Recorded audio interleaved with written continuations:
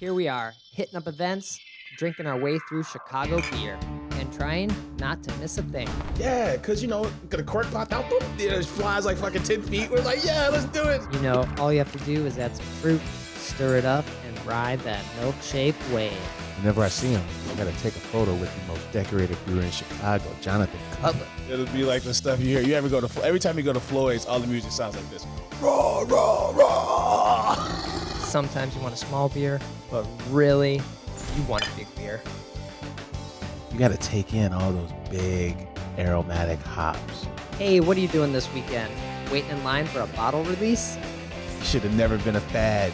The black IPA is delicious. Hey, and welcome to Chicago Beer Pass. I forgot what this was for a second. Who am I? I'm Brad Chmielewski. What's up, Brad? I'm Nik White. I'm already forgetting stuff, and we haven't even opened the big stouts yet. Well, our control beer, there's 12 big beers. Our control beer is like 6.5% Right. IPA, so. But it feels like it should be lighter because of the name, OK Potato. Like, that just feels like that should be a very light beer. This is Roaring Table, a brewery that I really dig, man. 6.6% India Pale Ale, Brad. Yeah, I think whenever I have Roaring Table, I'm always like, oh, these are good, and why am I not drinking these more? Yeah. And then I also have to think about where they're even located.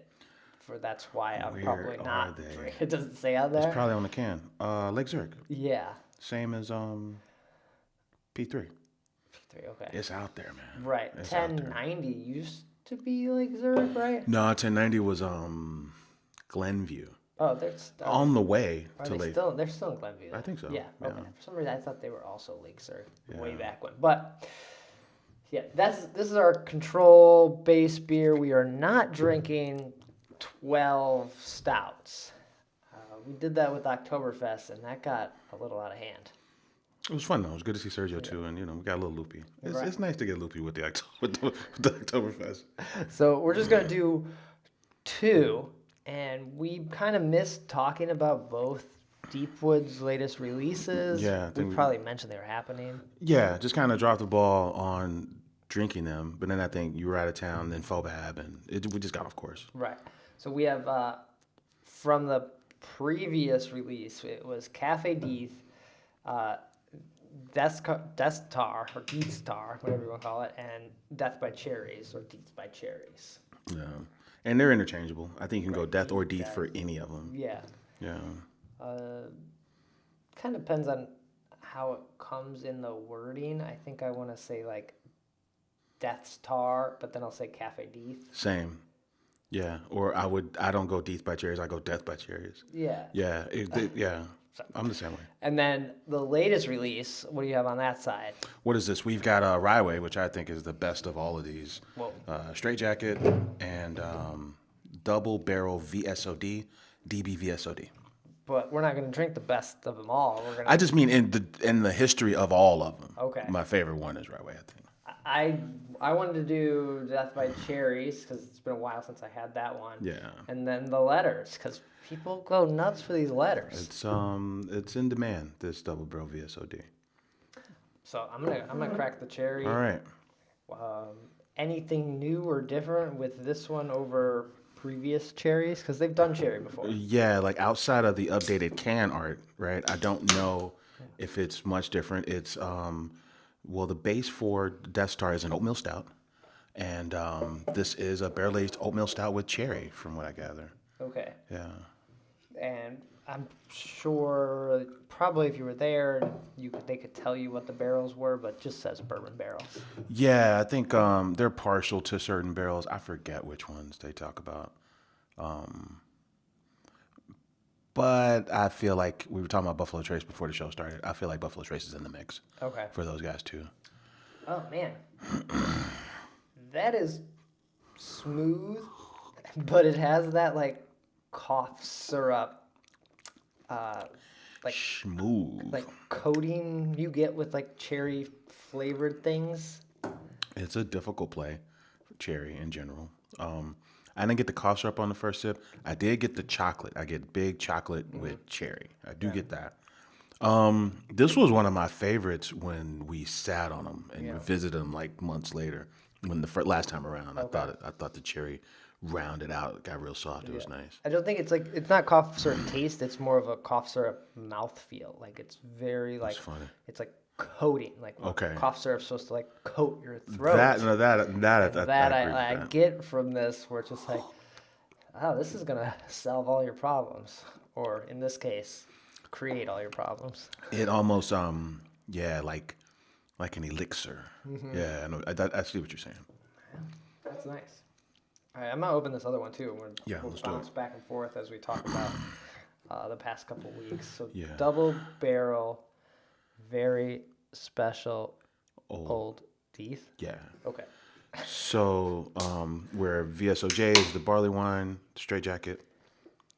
There's a institutionalized is the unbarrel aged version of straight jacket. Okay. This is Deeth. This is Old Special Deeth. And then very VSO double barrel VSOJ was the one I think Shalonda was on with us, and that was the one everyone went nuts for, right? That was like it was snowing when the release dropped, and the guys were saying, "Hey, we got the most wanted can in the world right now." Yeah. It was a moment, you know, because it was the return of that beer. It's the second time they Okay. brewed it. And I was like, it's good. It's not the like Waiting line in the snow. right. That was a scene. Or pay It was crazy amount of money to have afterwards. Yeah, and I think what's different, I could be wrong, what's different about this, though, is that they for sure are using, double barrel refers to bourbon in the first barrel, but then French oak is the second barrel. Okay. Yeah, so essentially like wine barrels. I get like a grapiness out of it. Like, it was very weird and going from cherry, and then I'm like, I get it's like a purple hue on this, but like in my mind I was like, that's kind of grape juicy. Yeah, I don't know if it's port or fucking, it's some sort of fruit. It's some sort of like dark, sweet fruit. Yeah. Yeah. Huh. Yeah, it's interesting. Yeah, the double barrel VSOJ, I think, because I was telling them, I was like, you know, we know double barrel things in general on the stout side to be kind of like just big chocolate, big oak, big booze, right? Yeah. And then that's the end of it. Whatever layers you get from, from the barrel. But with this, where you're introducing this wine barrel, you're kind of adding some of that complexity where it kind of tastes like a chocolate covered fruit, or it kind of tastes like a wine, or it kind of tastes like other things. It's like kind of got these ribbons of these other layers. It's kind of cool, but it's totally different than what I was expecting it to be. Right. Going back to the cherry, and then like, they both just feel like very desserty. Like we're coming off of Thanksgiving, and when you have Thanksgiving, you often have like 4 different desserts on a plate sometimes, and it's just sort of that feeling of like, oh, let me take a bite of the cherry pie, and I'll get this apple. That's true. And here's some little, I don't know, Jello or whatever. Yeah, I think I was trying to find ABVs here without fucking wasting it everywhere. Death by Cherry is 14.3. But I think the superpower in this double barrel is that it is 17.9. Whoa. Right. So the fact that it's 17.9 and tastes like that is kind of like, oh, okay, this is sorcery here, right? Right. Like, how'd you pull that off? Like, it doesn't. I wouldn't have known that. Like just tasting them. Like, it doesn't I pour would like that. assumed, just like all the others, that 13 to 15 range. So that part is very cool. Yikes, okay. Yeah. So we could be passed out. I mean, Friday Junior, man.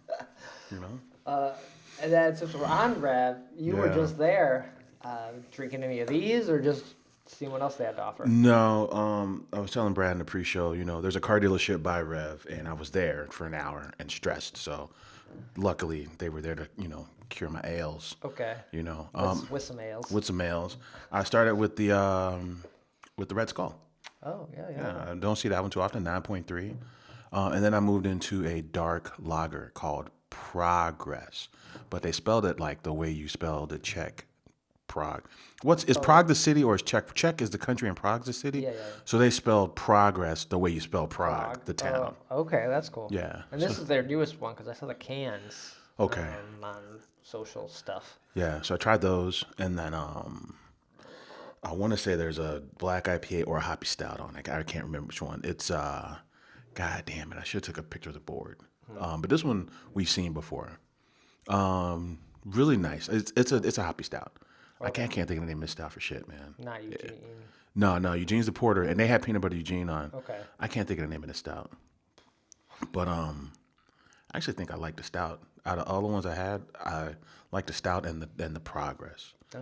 I thought the Red Skull was fine, but the older I get, man, I'm kind of out on super hoppy stuff. I kind of like the whether it's a dark lager or a regular lager or just something malty. I'm like more into that now. Sure. I like a pale. I like hoppy flavors, but a big 9% IPA. Yeah, some of those big extremes. Yeah, Like, I think like it's fine, but it wasn't as good as these other ones for me that Okay. night. So that was cool. Man, shout out to the whole crew because I saw everybody there for some reason. Everybody but Doug. So John Carruthers was there. You know, we're talking about fucking Honda minivans and shit. Okay. And then VSO Marty's there, and then chairman of the board Josh Deeth walked in. But yo, I'm talking to Marty, and this dude, he's a really fun listen. Remember when we used to do the Zoom calls with them for the preview stuff, and I was like, I really wish you guys would do that because they really nerd out. And I think he was talking about how well the next two releases in the On and On series, the collaboration with Half Acre. Oh, that's right. Yeah, and so part 3 is coming out, and then there's going to be a part 4, and they're both focusing on double barrel beers. Okay. Didn't 2 suck? Which one? I forget. One of them, I think the first one was better than the second one. The first one was an Imperial Rye Porter. Okay. I really liked that one. The second one was a barley wine. It wasn't as good as the first one. Right. Yeah. Yeah. So this one, the third one, is they took 2 recipes, one stout, one barley wine, and they're going to blend them. Oh, okay. So I'm like, why are you doing that? I didn't understand. I'm like, why would you do that? And he was like, cause we got a philosophy here on, malt value versus like bourbon flavor value. And we're trying to get the most flavors out of these things. Okay. So he starts going into like how he blends beers in general. And it was actually pretty interesting because he's like, we'll take this barley wine. This barley wine is going to be really sweet, right? And we'll put it in a really young bourbon barrel, like let's say 4 years. So over a year, those flavors are going to concentrate and it's going to oxidize. A lot of the liquid's going to leave. It's going to get, syrupy, and those bready notes in the barley wine will turn into like fig and fruit notes, right? And it's doing that because there's so much sugar and then there's so much booze in the fucking barrel. Okay. Now for the stouts are the ingredients in the stout are antioxidants. It don't oxidize at all, so you're not going to lose much in that, dark caramel malts, roasted malts, right? So what you're going to do is put that in a older barrel, like a 15, 20-year-old barrel, and you're not really trying to extract a lot of wood flavor at all. You just want the bourbon flavor, and you're going to keep it in there for like 6 to 8 weeks. Oh, okay. So this way, when they come together, you'll have more flavor than you would if you were to just put those 2 beers in one barrel. Oh, interesting. So yeah, it was a real fun conversation, That's cool. and that's what it reminded me. Like, man, I like when these guys fucking break shit down. So Yeah, you get to learn stuff, or we're never on the call, or that's kind of the whole point of, I think, why maybe we got into this in the first place is you get to learn something and you get to we're not in the industry, but we like to know what's happening or how it was made. And yeah, I think we all have things that we take a deep dive into, whether because we get paid to do it or we're just really excited about it. And the beer is kind of an extension of that. So when the more somebody can talk about shit and not be like a dick about it and be excited about it and then like actually teach you some shit, you're like, do that again. yeah, thanks. Hey, I need more of that. Yeah. So yeah, it was fun, man. That's awesome. Cool. Let's see. What did I end up doing? I was out on that Blackout Wednesday before Thanksgiving, which we always do a little bar crawl on our way to Simon's for Glug. Top drinking day of the year. Yeah. Black It Friday, seemed Blackout Wednesday. subdued a little bit, maybe in the Okay. past, which is weird because it's typically raining in Chicago and it was a nice night, but not as crazy as I feel like it has been in the past. Yeah. Which I guess could be a sign for all the reason beer and drinking is down in general. Maybe. People are just at home drinking. People are Yeah. hitting their drizzly and just fucking drinking at home. Right. Yeah. Is glug usually served hot? I know the slushy. I'm making my way around to the actual glug, though. Yeah, regular Glug's hot. Okay. All right. Warm wine. So you come in the little fancy cup with the little handle? Yeah, they got a little teacup or not teacup, like little glass cup kind of things. It's nice. These things make me happy, Brad. But we always start at Beguile, and this is my time to get their Christmas ale because it comes out around that time every year. And so I get my one Christmas ale from Beguile, and I'm good. And it's always enjoyable. It's tasty. It's kind of gets me in the mood for the season. This is your tradition. Yeah. I like that. And then we went over to Dovetail after that. Sometimes we have skipped Dovetail and gone to Hot Butcher or gone to other places, but we made it easy, went to Dovetail this time. Yeah. It was Kolsch night apparently upstairs, which we did not partake in. The service where you can get the rod. There's a word for the Kolsch glass. that's the rod, but Yeah. the thing that the Kolsch glasses all sit in, Yeah. 12 or so. But you just have a card, and you basically, it's the steakhouse places. Oh, like Fogo de Chao. Yeah, a like- churrascaria. Like, go, keep these Kolsch's coming, and then, like, they flip them over, and then they just mark your card with, like, a little slash. That's funny. And then when you're done, you just pay downstairs. I like that, man. We did not do that. We can- were just kind of like one beer and out. Now, big group or There was like 8 of us. so you could have done it. Well, you can just go up there by yourself. You could have went by yourself for Kolsch. But then you wouldn't have made it to another spot. But I'm saying with 8 people though, you probably could have tackled a Kolsch service. Everybody get a couple. Yeah. But we decided not to. Maybe one guy went up there and got like one. Yeah. And just like, okay, I'm done. I did my one little Kolsch and I was out. But I ended up getting, it wasn't a Radler, but it was like a Radler. It's not called a Radler. It was called something else. I think it was their Hefeweizen mixed with soda. Okay. It wasn't bad. I like that. And then it's a nice alternative to just having a big ass beer. Yeah, I was like, Yeah. I didn't really know what I wanted. And after, the German romp, I was like, I don't know. I'm not feeling like, I don't want a Dunkel. I just Yeah. don't want these right now. No, I hear that. One of my favorite beers to get sometimes, man, is the Stiegel grapefruit or the raspberry in a can, tall boy. It's like 2.5%. Yeah, It's just good. right. Refreshing. Yeah. So this is kind of what that was. Then we went over to Koval, which I've only been there to buy like holiday gifts for people. Okay. And so I've never actually drank there. It's a weird space that feels like you're in like a CB2 showroom. They got the bean bags. They got the fucking Furniture. Yeah, they got the weird furniture. There's lots of like kitchen tables set up.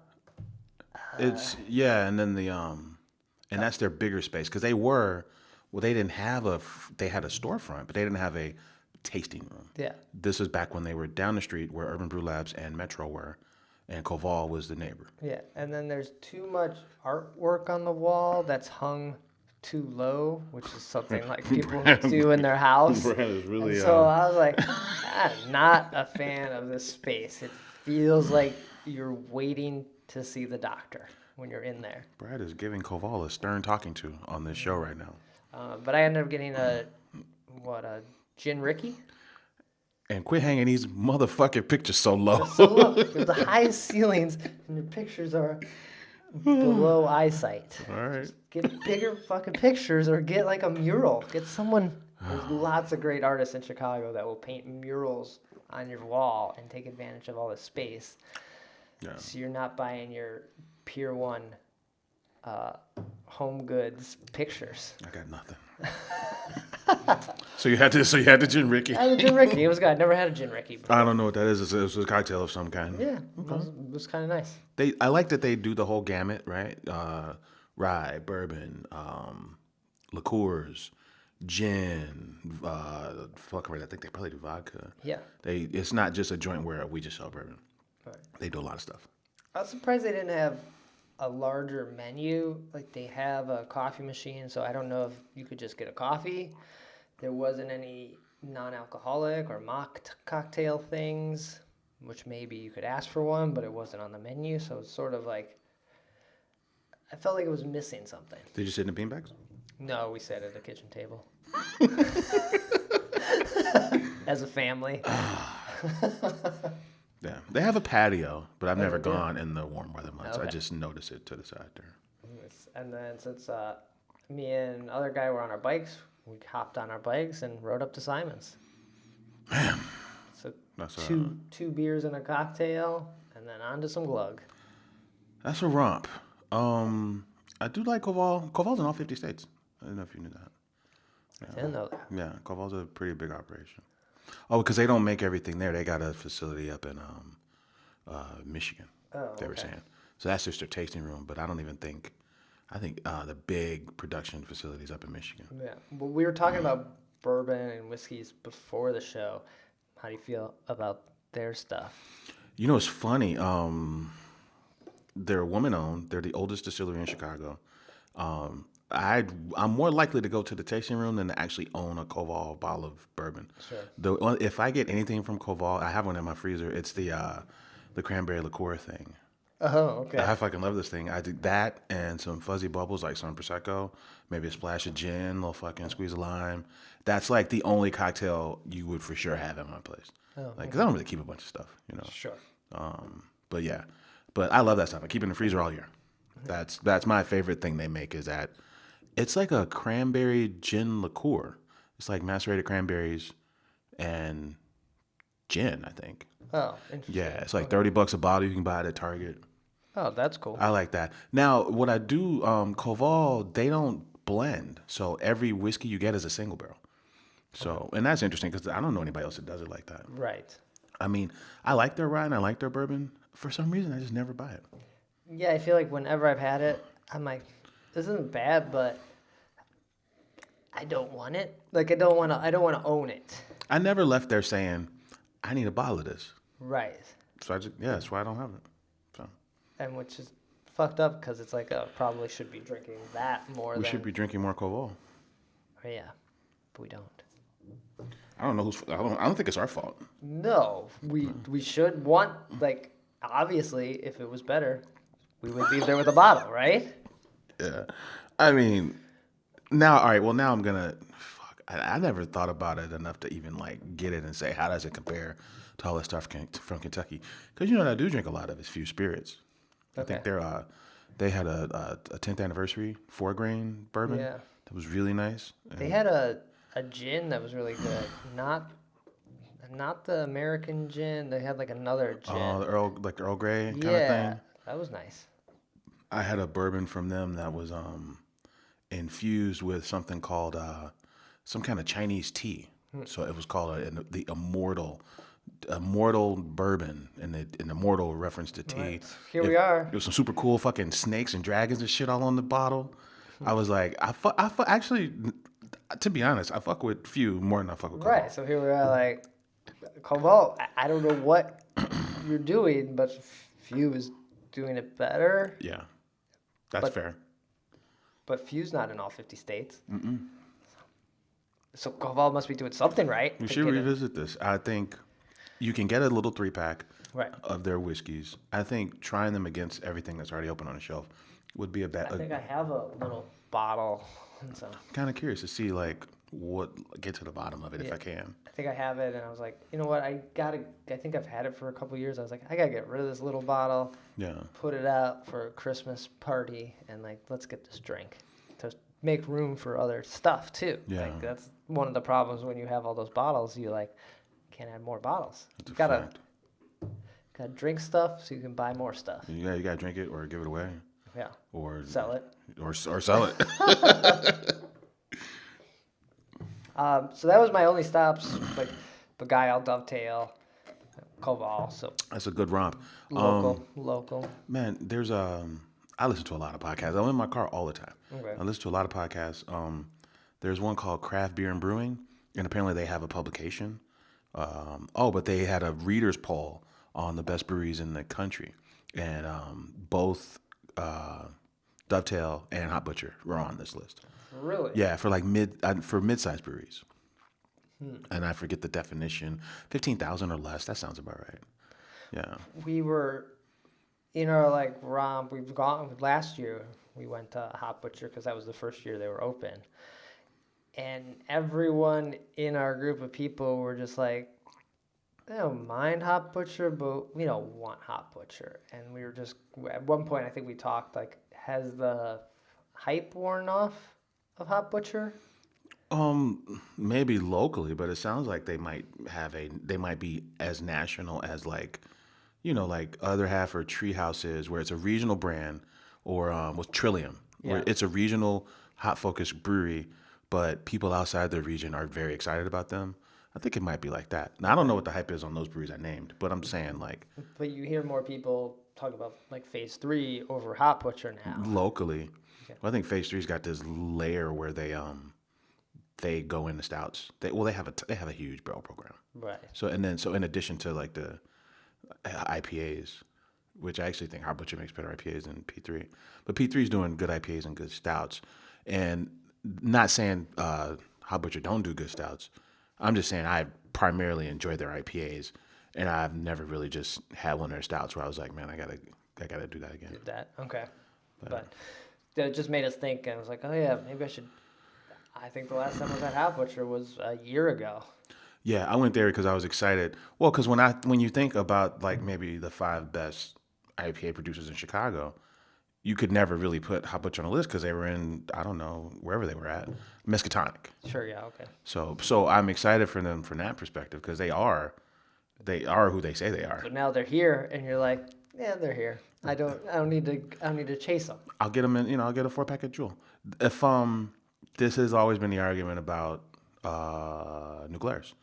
As much as we like New Glarus, a lot of the reason why we like New Glarus is because we gotta go get it. Sure. If New Glarus set up shop at the corner here, next across from Tony's Finer Foods, Be on the shelf. you be there twice, maybe 2-3 times a year, and that'd be the end of it. Mm-hmm. Yeah. So. All right. How are these tasting as they're warming up? I'm so glad we're having cherry, man. I haven't had cherry. Nice. Yeah, what was I gonna say? Oh, barrel aged stouts, man. What I forgot to say last week was that I went out to Three Floyds because we had the Rari Crochet. I don't know if you remember it. Back at the old studio. Yeah. Rari Crochet was it was bourbon barrel aged Dark Lord with freeze dried raspberries. Right. Or cherries or some shit. Oh, but anyway, there were some issues with them. So all the community groups were saying, mine is fucked up. If yours is fucked up, go get a different one. Go swap it out for something. Yeah. So they're swapping you out with Marshmallow Hanji, which is pretty fantastic. It's vanilla. It's bourbon barrel aged vanilla Dark Lord. So you went and swapped? So I went and did the swap. Did you know yours was bad? No, they insist when you ping them. There's 2 reasons I want to do this. One, I don't want them to start swapping me with a version of the beer that I had that I didn't like. It's like Sunday Thunderstorm, for example. I don't want the Sunday Thunderstorm. You want the good one now. I want the good one now. So I'm gonna go now. And then but they were like, have you opened it? I'm like, no. They're like, listen, open it, drink it, and then swap it out. If it's fucked up, come swap it out. So I'm like, it's a nice day, pop it open, and I'm fully expecting to drink this and just enjoy it because I didn't want to go to Munster. Yeah. And I drink it, and I'm like, oh, this shit is fucking vinegar all day. Whoa. Sip 1, big vinegar. I'm like, man, it's fucked up. I got to swap it out. So then they swapped it out for me. Oh, so I went to Three Floyds. And the kiosk, the to-go kiosk, is no longer in the brewery. It's next door at the distillery. That was the whole point of my story. I got to hang out in the distillery for a little bit. Oh, okay. Yeah. Fantastic space. I don't know why they're not open. Never been to it. I think their spirits are really expensive. And then they weren't open long before the pandemic. Okay. So... But like I think a few episodes ago, or it was probably like a while ago, I mentioned that Barnaby's pre-mixed cocktail thing. That's fantastic. Yeah. So their pre-mixed cocktails are really good. Yeah. So I'm sure they're selling those there. When you talk to whoever's there, I think they were saying that I assume that it may have been from specific barrels of Rari. And he's like, no, we blend everything. Oh, so they're all messed up? So there's the only commonality they can think of because they've opened a few and they tasted just fine. Because Rye Crochet is good. Well, they freeze dry the strawberries. They freeze dry the strawberries. So when you drink it, there's this huge tart fruity pop in the middle of this Dark Lord. So it's nice, a nice beer.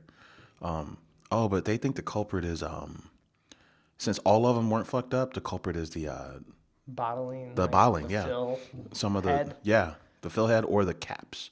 They think there might have been an issue with the caps. Yeah. So, but I've heard some horror stories about those guys and how they would kind of blame you, like it's not the beer, it's you. You know. So The for fact them that they're like owning it this time is surprising. is a cheers to them because that's cool. Because they could have swapped you out with some bullshit. They could have gave you Just Dark Lord. or the tequila one, or or some shit from a few years ago that didn't sell. But no, they're like, no, if you got Rari, and we want you to be excited, here's a really good one. So, yeah, so that was cool. Damn. Okay. Nice. There's no more new details on the brew pub opening back up yet, is there? No, but did we talk about this? How they it was in the newspaper. The plans for the new brew pub were in the newspaper in Munster, but Floyd's didn't give them the plans. Oh. So the newspaper's running this story without their permission. And Floyd's was like, you need to take this shit the fuck down. You know? So they weren't happy about that. Oh shit. Okay. But yeah, they ran, and I think there's a restaurant group. restaurant groups coming in. If I remember this correctly, it's the same restaurant group that runs Roots Pizza. Right. The 50-50. Yeah, right? Yeah. Which. You've been to Roots, right? Yeah, I don't mind Roots. We often order their salads because they got their pizza is like, eh. It's like Iowa style, I want to say, Cedar Rapids style pizza or some shit. Right. Right. It's something strange. Very good mozzarella sticks. Mozzarella sticks are fun. I took my kid there, and she's the They're string, the like- pull string, They're like and they're massive. they're like a log of cheese. It's like sometimes I'll just eat those. Yeah. But I tell you, man, I saw this, and I've been to Roots, and I'm thinking, I'm not driving to Monster for Roots. I think the good old days of Floyd's being the best brew pub that ever existed. Because for me, that's what it was. I'm like, this is the very first time I said to myself, this is the greatest brewery I've ever been to. The first time I ever felt that was Three Floyds. And I think those days are gone, man. That food was good. I'm like, dude, these motherfuckers don't miss with anything. The best cheese curds, the best burger, crazy fucking ingredients, crazy fucking beers. It was like ground zero for, like, I kind of judge everything else against that. Yeah. But now it sounds like it's going to be something totally different now. I'm holding out hope. I'm going to go, but this sounds a little. What's weird is like, why wouldn't you work with some Indiana restaurant group? Why are you working with this Chicago restaurant group? I'd like to hear more. Nick Floyd, come on the show. I'd like to hear more about this. But what was I going to say? Oh, because for Dark Lord this year, the coffee because the Dark Lord coffee stout, the coffee is from a place called Beam Me Up Roasters, right around across the street from them. And it's a former husband and wife that used to work at the brewery. So if you're doing that for the coffee and you're not using dark matter, why wouldn't you go? I don't know. Local for your food too. I don't know. All curious. I mean, we're speculating, but I did see that I did see that somewhere. Yeah, right. So But that's what we do. We speculate, which we got a few news speculations, right? Or things that are true, and also then speculation. So we heard that Open Outcry is for sale. Not necessarily that they're closing, but this is Beverly. yeah. That cherry's good, man. Open Outcry. Well, Will Turner's old spot. Yeah, I think the founder went the first year or two selling beer, and then he hired Will Turner. Yeah. And Will Turner came in and Ramped up the program. yeah, things were rolling. And then Will Turner got poached and went to Hailstorm to save their program. To save it, which When shit is out of whack and could be better, you call Will Turner. yeah, but now it's looking like, I don't know about Hailstorm, could be next. Oh wow, Fall. man, they just expanded with all the fucking They wasted a lot of money expanding there. That's speculation. wildly. But Open Outcry, they were going to open up a place across the street. There was conversation that is it a motel across the street? I thought it was a Chinese restaurant. Oh yeah, Chinese. You were sleeping at the Chinese this motel slash Chinese restaurant across the street. massage parlor. There's a property across the street that they were gonna buy. Yeah, that was the conversation last time I was out there. So That might have been pre-pandemic talk too. they do a good job with the rooftop. They got those domes up there on the Yeah. roof, and then they're heated in the winter kind of thing. But who knows? I didn't make it this year. I might have went once, but you know, this reminded me. I happened to be there at Kings of Convicts, up in Highwood or wherever it is. Yeah. I happened to be there the day after they announced that they bought Ballast Point, and the guys were there. So we take this one photo of the guys who own Kings of Convicts, the Ballast Point guys, and he's like, you know, we don't introduce ourselves into that shit. We're just like regular dudes. We want to take photos. And he was like, man, you'd be surprised how many motherfuckers called us and said we're for sale after they found out we bought this place. So the fact that they're for sale is not surprising, you know? That was years ago. Yeah. But I think it's hard out there because I did see, is it Jerry Nelson from Unani, Hubbard's Yeah. Cave? Yeah. He posted on Facebook, I don't know if you saw this. I did see that. He's like, He was- for Small Business Saturday, it was our worst Saturday of the year. Basically, like, thanks a fucking lot. That's kind of how I read it. Like, this is supposed to be Small Business Saturday, and this was our worst small business, or our worst Saturday of the entire year. Wow. It's got to be tough, man. It's tough to have a brewery, as we're seeing, but then also, if you're a brew pub, it's got to be even tougher, you know? So, that's too bad. Right, and, you know, Hubbard's Cave, Open Outcry, it is great when it's nice out. Oh, yeah, they got a lot of space. They And- do the barbecue thing. The fucking garage doors go up. Right, and They can people have their entertain. kids, like, running around there, which is Yeah. great. When it's not nice, I wouldn't bring my kid there. Like, at least when it's outside, they can run around. It's like, oh, you know. You're really leaning on the locals at that point because this is Niles, Right, the largest suburb of all time. yeah. You've ever been? I've been to Niles, and Miles goes for days. Miles is a very big suburb. Mm-hmm. Yeah. But yeah, in the summer, I'm down for going. Like, I would think Sketchbook may have a similar problem in Skokie there, where in the summertime, with families out there, everyone's having just a good time. It gets a little cold. I don't know. It gets sort of like, do you want to go sit inside at the brewery? They got they got fire pits and shit. Yeah, it's tough, and well, that's the nature of summer anyway. Right. Summer's all about the destinations. Like let's go Yeah. let's go romp and hit 3 or 4 spots, and you're not doing that shit, you know. So now if you're the local brewery that's killing it in the summer, it's like, well, how do we Kill it in the winter. how do we get people that are close to just come out? Yeah, I don't know. Yeah. Dude, the closest breweries next to me are Rev and Metro, and I'm at Rev a lot, but I wouldn't say like a huge amount, Okay. but I'm there for the Deep Woods Fridays. I'm there. I'm there 4 times at least, 4 times a year. Sure. Okay. Yeah, and that's the closest brewery to me, and that's Rev, and I go 4 times a year. Well, look, Eris isn't that far. They have pretty good food. I go maybe once a year. I haven't been to Harris in a while. And so, I don't know how you get people to come out because even I'm not going to these places. It's not a proximity thing. It could be close as hell. Yeah. And you're just not going. I don't know what that is. And this is a small sample size, just being Brad, but Yeah. But then we heard another brewery was closing, which kind of surprised they're still open. Steam Hollow. that's down in it's not Kankakee, but it's one of these suburbs near Kankakee. Right. And they got Are we even calling them suburbs? Because that's pretty far down there. That's like Kankakee County. You're not in Cook County. You're not in Will County. right. You're in Kankakee County, so you're out. Indiana. You're out yonder. Yeah. They got in trouble, and they probably should have closed before when they basically were like, George Floyd stuff was made up.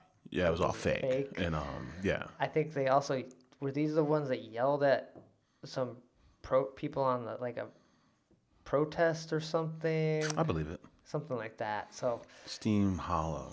Yeah, I think Josh Riley was out there. They made a beer for his kid, so Okay. they had a beer Penelope. Penelope's a cool name. Side note, I just like the name Penelope. That's a cool Yeah. name. Yeah, so he talked me into going out there once. So I ran out of gas coming back. that's how you get talked into crazy things. I shouldn't have gone to that thing. Yeah, so So they're closing, which I'd never been. You said you were there that one time, but then after, all of that, it was like I have no business going there now. yeah, we just had to just shake our head and just act like we never went. Right. So they're closing. I don't know how much they will be missed. Well, that's fair. Really. It's a fair assessment. And then you mentioned Metro. They're still closing. Would you stop with the fucking? But Would you stop? I like Metro. I like Metro. It makes me. I don't know. Sometimes you bring it up, and I wonder if you how fucking do you even like them? Sometimes I like wonder. them. I like Doug. Okay. I like Tracy. Okay. They were like one of these first wave of craft beer They're breweries. the most important of these closers. It's a fucking heartbreaking. Randy Mosher did their fucking logo. This is sad. It's. I think I was there recently, and it was like a lot of feelings of like. I'm not like I think I said on the last show. I'm like I'm not surprised. I'm not greatly shocked this is closing, but it's also like it's gonna suck. This isn't here anymore, or this isn't a thing of. Metropolitan isn't a place in Chicago craft beer anymore. And that space is gorgeous. Right. It's a goddamn shame. It's a goddamn fucking shame. Yeah. But then I heard from someone that the bartender there said a brewery is already coming in. What we do on the show, if you hadn't picked it up, is we speculate wildly. This is a rumor from a rumor. And, Word on who said this? The streets. and I think Nick and I have already mentioned that we could only, Maplewood seems like The logical choice, right? They are still brewing beer at Great Central and Octopi up in Octopi. Wisconsin? They're doing that. Bring it all fucking in-house. I gambled. I'm not a gambling man, but had I gambled on the old Goose Barrel Warehouse that Old Irving moved into, my money would have gone on that being Maplewood. Right. So my fake money is still going on. If the brewery's going into Metro, my money's on Maplewood. I'm riding it out. The only issue with that is they're already part of the Brewers Triangle. So they can't be 2 points on the triangle. That's funny. And then someone threw out, when I mentioned this to someone else, like Dovetail. The old Dovetail. Right. Another lager brewery, although they'll tell you they're not a lager brewery. I like Dovetail. And if Dovetail had a proper German food hall on the river with the boat and the barbecue joint and the events that go on and the distillery and the coffee shop, it makes total fucking sense. Right. Yeah. But to go into that space, you need to have the cash. And would Dovetail shut down the Beguile neighborhood spot? Yeah. As a fan, we were saying this earlier, as a fan, I would like to see them maybe have a second location, sure. Because, they're selling quaffable German lagers. The second one, it's like a half acre kind of having two locations. Really, these are fairly close together. Yes, also that. But then if Dovetail moves, you remove the magic of the festiversary. Right. The October one and then the summer one, which is even better than the October one. That there's a magic there, and even to the point where Friday Night Flights, the very last Friday Night Flights of the season was there, and that kind of felt like Oktoberfest anniversary, because Dovetail and Beguile are a block apart. Yeah. You often hit them both like you did. That is such a killer combo. It's the best 1-2 step, right? What's a better 1-2 step than Beguile and Dovetail? There probably is one. Some people might tell you it's Cruz Blanca and Haymarket. Spiteful half acre is It pretty might, nice in the summer. you might go spite. I don't think that's the wrong answer. But it's up there. Right. It's just a very fun thing. And if they move, then that's gone, and that would suck because I go to that party every time it happens. Right. So someone else would hopefully move into that space, another brewery. But that's a lot of brewery. Kings and brewery. convicts. Forbidden Root again. for the three-peat. Yeah. That was the other stop we almost could have gone on. Oh, Cultivate. And then we were all like, nah. I think one of the other people, they had recently been to Cultivate. And like, I don't know what these beers are. I don't think they know what beers they make. Like, they are weird beers a little bit. There's that 12% rosé. There's the purple pills. There's these hazies that are at this point just okay. They have a lot of kettle sours.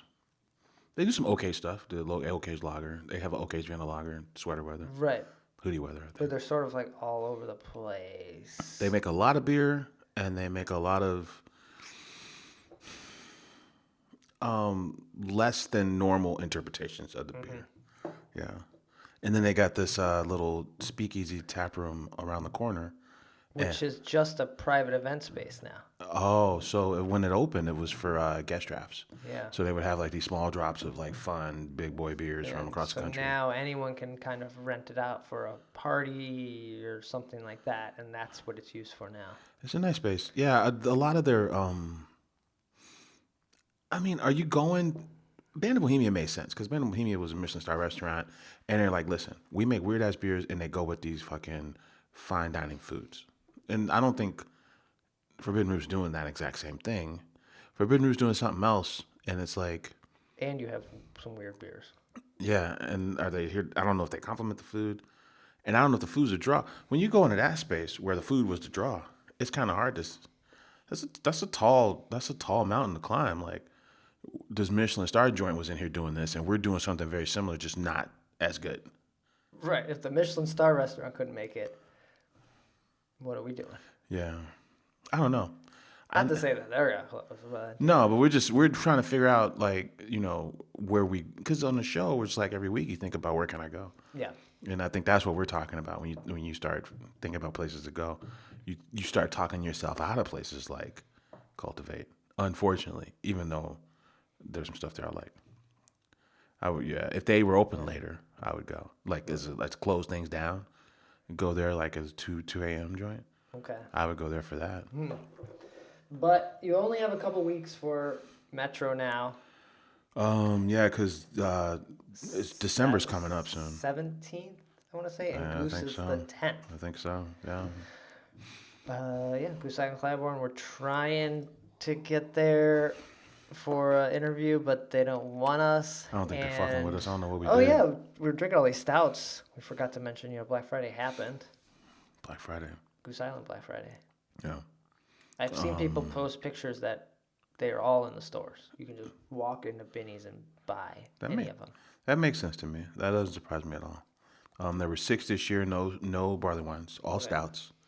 And I did have a friend send me a picture from Boston, Maine area. Wednesday night, he had a Bourbon County stout. So they were already selling them. They were selling them Black Wednesday. They were already out there in the stores. I'm glad you brought this up.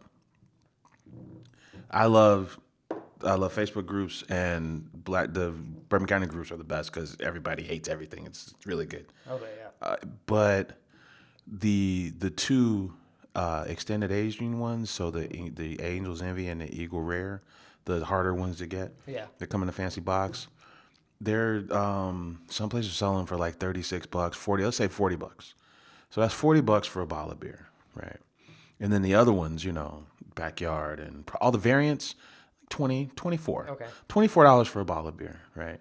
One thing when we were hanging out with the Rev guys, they were saying like, when they introduced a can format in 2016, up until now, they've never changed the price. So, you can go get, their the best example of what they do, whether it's VSOJ or double barrel this, 4-pack, $50. And it's kind of always been that way. They're like, it should be more. That's kind of what they were trying to say. Yeah, and I was like, you know what? Two things there. A, thank you for having a decent price for a 4-pack, but then also the format of the 12-ounce. It's like, well, me and Brad, you know, I get a brick of them. You can break them up. You can drink one. You can sell one. Right. But then you got the Goose, 16.9 ounce bottle. It's gorgeous. It's a glorious fucking bottle. When you open it, you got to commit to drinking all of it. Right. And like I could take one of these on a stressful day. You could take one of these to the face and be good. You're not doing that with That's 16 ounce. You're not doing that with your 17 ounce Bourbon County. So it's interesting to see the philosophies there. Yeah, always the Bourbon County. Maybe regular Bourbon County doesn't feel like that, but the rest feel like I need to share this with someone, and this needs to be not necessarily a special occasion, but this needs to be a reason for me to take this out. You almost rule it out as a reason to open at any time. But with these, even the most special ones, I'm like, and then they come out. Yeah, let's try this one They right now. come out more often, and they're in a smaller format. I think it's just this is the best barrel program in town, I think. Right. You know? So they're telling you they're going to be more expensive at some point. I hope not, man. I hope It's not. stuff like that, and I, off tangent, but people, often bitch about video games. And it's like, video games have been $40 to $60 my entire life. Yeah. And people complain about the prices. It's like, that game should be $100 today, no question. So a 4-pack that was $50 when it started, they should be pushing 60 for that. But then what's the pushback on it, right? As people drink less, they gotta move the product. They move the product. They got to move this product. Hey, this is good, and I won't ramble. I'll try not to, but they're protecting beer integrity. Like, okay, and I'll give you an example. Like, you're talking about video games. We talk about whiskey earlier. Buffalo Trace is making a ton. They're new warehouses every year. Okay. They're on 20 new warehouses in 10 years. They're trying to really ramp up so they can flood places like, Japan and Scotland and all this shit. Oh, but anyway, we talked about how bourbon fell on its ass in the 70s. So their argument is, listen, we are sitting on a mountain of whiskey, so we're not changing the price. So Weller 12 and Pappy 12, these products are going to be $30, $40 from now until forever.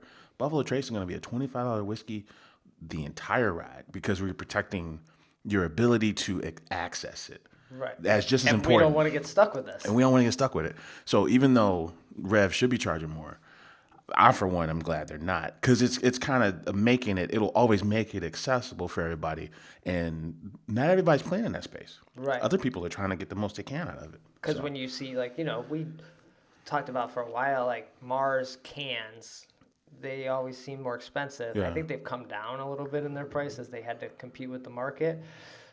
But yeah, beer, when it gets over $20 for a 4-pack, you're like, I don't know if I want that. I'm about to go get a margarita. Yeah. Fuck this beer. Right? That's how you feel. 4 hazies, or I can throw another $20 and get a Rev 4-pack, and So yeah, it's interesting. It's interesting to just see how it all plays out. It's pretty cool. Yeah, but more places are closing. There's still a month left of the year. Like, I don't know, are anyone else gonna fall? Hopefully not. Thank you. Hopefully not. Sometimes I wonder what we're doing here, Brad. I'm like, are we? It means there's less places we have to try to go to. Yeah. I might. There's too many Moors and altars. Who was it that said that Moors is the Chili's of fucking craft beer? Who said this? That came up recently. So altars the Applebee's? Right, Chili's and Applebee's. Right, but it's plug and play. I might try to go to Cultivate and just see if I got them all wrong. I might sit at the bar, get a small plate, grab a couple. The burger is good. Oh, the burger is good. They do have a nice burger. Yeah. I might do that this weekend. Okay. I don't even know what I'm gonna make it to. I think there's like a we missed a Bubble House anniversary party. I think they're doing stuff out their space. They got the pizza phone up. They got the pizza phone. Yeah, like